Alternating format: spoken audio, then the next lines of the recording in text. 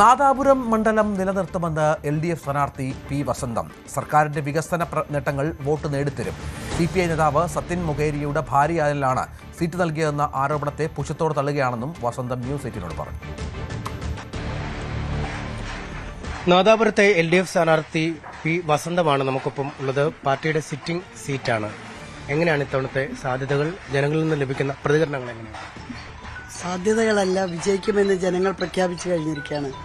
ഇടതുപക്ഷത്തെ എന്നും വിജയിപ്പിച്ചിട്ടുള്ള ഒരു മണ്ണാണ് നാദാപുരം. ഈ നാട്ടിലെ ഇടതുപക്ഷവും അതോടൊപ്പം തന്നെ ജനാധിപത്യ വിശ്വാസികളും അരനൂറ്റാണ്ടിലേറെ LDFനെ വിജയിപ്പിച്ചുകൊണ്ടിരിക്കുകയാണ്. അതുകൊണ്ട് തന്നെ വളരെ പ്രതീക്ഷയോടുകൂടിയാണ് ഈ തെരഞ്ഞെടുപ്പിനെ കാണുന്നത്. വിജയിക്കുമെന്ന കാര്യത്തിൽ യാതൊരു സംശയവുമില്ല. പക്ഷേ UDF ക്യാമ്പ് പറയുന്നത് കഴിഞ്ഞ തദ്ദേശഭരണ തെരഞ്ഞെടുപ്പിൽ വലിയ മാറ്റങ്ങൾ വരുത്തിയിരിക്കുന്നു. പാർലമെന്റ് തെരഞ്ഞെടുപ്പിൽ വലിയ വോട്ടും മാറ്റം വന്നിരിക്കുന്നു. ഒരു ന്യൂനപക്ഷ വോട്ടുകളുടെ ഏകീകരണമൊക്കെ നടക്കാൻ പോകുന്ന മണ്ഡലങ്ങളിൽ ഒന്നുകൂടിയാണ് നാദാപുരം എന്ന് പറഞ്ഞു വെക്കുന്നു.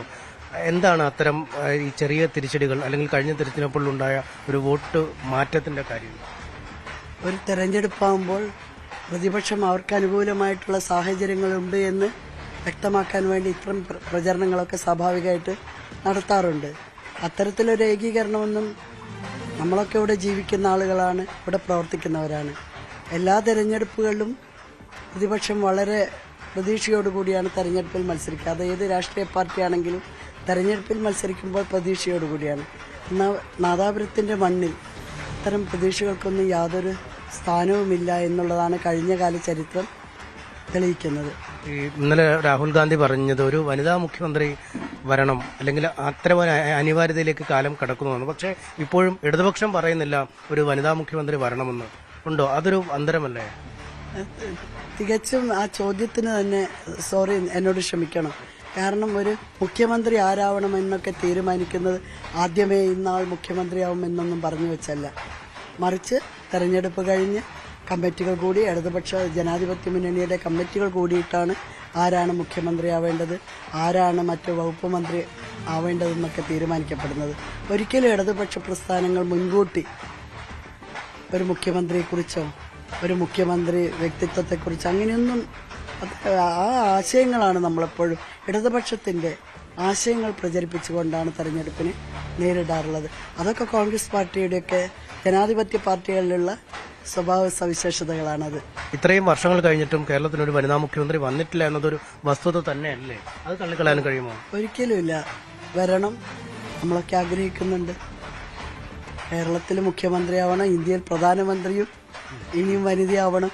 എല്ലാ രംഗത്തും സ്ത്രീകൾ വളർന്നു വരണം എന്നും അധികാരത്തിൽ വരണമെന്ന് ആഗ്രഹിക്കുന്ന വിഭാഗമാണ്. ഞങ്ങളൊക്കെ അതിനു വേണ്ടിയിട്ടാണ് പൊരുതുന്നത്. താങ്കളൊരു രാഷ്ട്രീയ പ്രവർത്തകന്റെ ഭാര്യയാണ്, മറ്റൊരു ഗോവിന്ദമാഷിന്റെ ഭാര്യ മത്സരിക്കുന്നത്. ഇതൊക്കെ വരുമ്പോൾ നിങ്ങളൊക്കെ വളരെ സജീവമായി ചെറുപ്പം മുതൽ രാഷ്ട്രീയം നടത്തി വളർന്നവരാണ്. പക്ഷേ ഈ ഭർത്താവിന്റെ പേരിൽ ചേർത്ത് മാത്രം ഇതിനെയൊക്കെ റദ്ദാക്കുന്നതിന് അങ്ങനെ ഒരു വിമർശനം വരുമ്പോൾ എങ്ങനെ? അതും ഞാൻ പുച്ഛിച്ചു തള്ളുന്നു. കാരണം നമ്മളൊക്കെ ഭാര്യയായി മാറുന്നത് കമ്മ്യൂണിസ്റ്റ് പ്രസ്ഥാനത്തിലൂടെയാണ്. കമ്മ്യൂണിസ്റ്റ് പാർട്ടിയിൽ പ്രവർത്തിക്കാനുള്ള ആഗ്രഹം കൊണ്ടാണ് കമ്മ്യൂണിസ്റ്റുകാരായിട്ടുള്ള ആളുകളെ വിവാഹം കഴിക്കുന്നത്. ഞാനൊക്കെ ബാലവേദി മുതൽ AISF, AIYF രംഗത്തൊക്കെ പ്രസ്ഥാനത്തിലുള്ളതാണ്. ഒരു സ്ത്രീയെ സംബന്ധിച്ചിടത്തോളം അവർക്ക് രാഷ്ട്രീയ പ്രവർത്തനം നടത്തണമെങ്കിൽ കുടുംബത്തിൽ നിന്നുള്ള ഒരു സപ്പോർട്ട് അത്യാവശ്യമാണ്.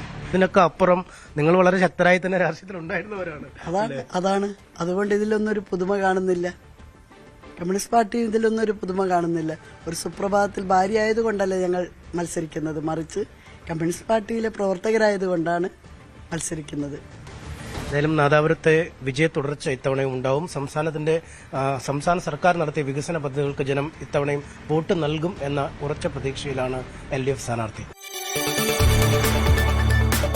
കൂടുതൽ വാർത്തകൾക്ക് News 18 Keralam YouTube channel subscribe ചെയ്യുക.